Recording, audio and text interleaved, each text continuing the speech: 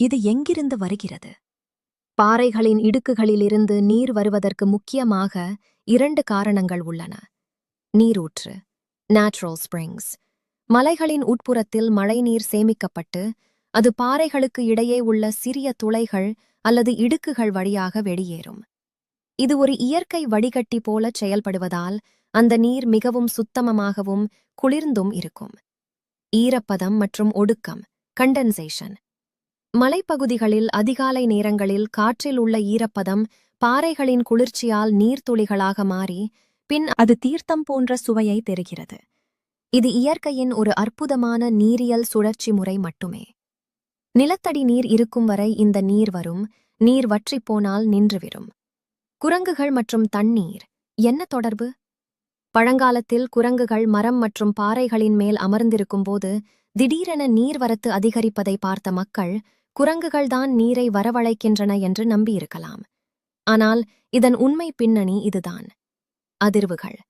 பாறைகளின் இடுக்குகளில் தேங்கியிருக்கும் நீர் ஒரு சிறிய அழுத்தம் அல்லது அதிர்வு ஏற்பட்டால் கூட வெளியே கசியத் தொடங்கும். குரங்குகள் கூட்டமாக பாறைகளின் மீது தாவி ஓடும்போது அல்லது குறிப்பிட்ட இடத்தில் அமரும்போது ஏற்படும் லேசான அதிர்வுகள் பாறைகளின் இடுக்குகளில் அடைபட்டிருக்கும் நீர்த்துளிகளை விடுவிக்க உதவும்.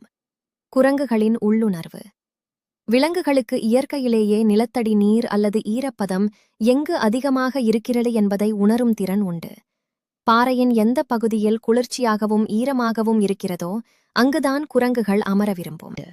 தண்ணீர் வருவதும் நிற்பதும் ஏன்? தீர்த்த மழை என்பது உண்மையில் ஒரு பாறை கசிவு ராக் சீப்பேஜ் நிகழ்வு. இது மர்மம் போல தெரிவதற்கு சில காரணங்கள் உள்ளன. காற்றின் திசை.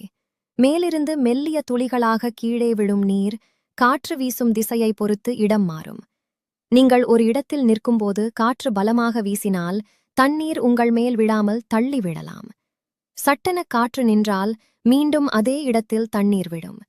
இதுதான் நின்றால் வருகிறது, நகர்ந்தால் இல்லை போன்ற மாயையை உருவாக்குகிறது. மழைநீர் சேமிப்பு.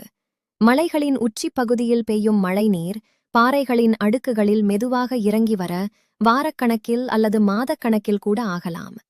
கீழே வெயில் அடிக்கும் போதும் மேலே தீர்த்தம் கொட்டுவதற்கு இதுவே காரணம். மர்மமா, உண்மையா? இந்த நீரை மக்கள் புனிதமாக கருதுவதற்கு முக்கியமான காரணம் அதன் தூய்மை. பாறைகளின் பல அடுக்குகளை தாண்டி வருவதால் மண்ணில் உள்ள அசுத்தங்கள் நீக்கப்பட்டு பாறைகளில் உள்ள தாதுக்கள் மினரல்ஸ் அதில் கலந்து விடுகின்றன. சுருக்கமாகச் சொன்னால், பழங்கால கதைகள் குரங்குகளை ஒரு காரணமாகச் சொன்னாலும் உண்மையில் அது புவி